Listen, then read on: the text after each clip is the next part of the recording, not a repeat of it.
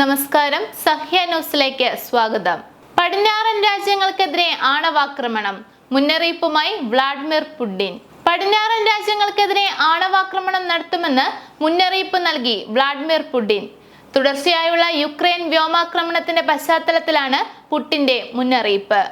റഷ്യയുടെ ആണവായുധ സുരക്ഷ ചർച്ച ചെയ്യുന്നതിനായി മോസ്കോയിലെ ഉന്നത സുരക്ഷാ കൗൺസിലുമായി പുടിൻ അടിയന്തര യോഗം ചേർന്നിരുന്നു.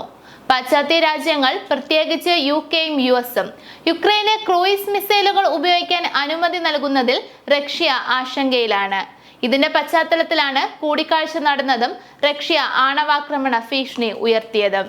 റഷ്യയെ ആക്രമണിക്കാൻ സ്റ്റോം ഷാഡോ ക്രൂയിസ് മിസൈൽ ഉപയോഗിക്കുന്നതിന് UK കഴിഞ്ഞയാഴ്ച അനുമതി നൽകിയതായി റിപ്പോർട്ടുകൾ പുറത്തു വന്നിരുന്നു. UK പ്രധാനമന്ത്രി കെയർ സ്റ്റാർമർ വാഷിംഗ്ടണിലെത്തി US പ്രസിഡന്റ് ജോ ബൈഡനുമായി കൂടിക്കാഴ്ച നടത്തിയിരുന്നു. റഷ്യൻ മണ്ണിൽ യുക്രൈൻ ആയുധങ്ങൾ ഉപയോഗിക്കുന്നതിനെ കുറിച്ച് ഇരു നേതാക്കളും ചർച്ച ചെയ്തതായാണ് റിപ്പോർട്ട്. ഇതിനെക്കുറിച്ച് റഷ്യൻ ഇന്റലിജൻസിന് വിവരം ലഭിച്ചിരുന്നു. യുക്രൈന് പാശ്ചാത്യ രാജ്യങ്ങളുടെ പിന്തുണ ലഭിക്കുന്ന പശ്ചാത്തലത്തിൽ റഷ്യ ആണവ നയം പുനഃപരിശോധിക്കേണ്ടത് ആവശ്യമാണെന്നാണ് വിലയിരുത്തൽ.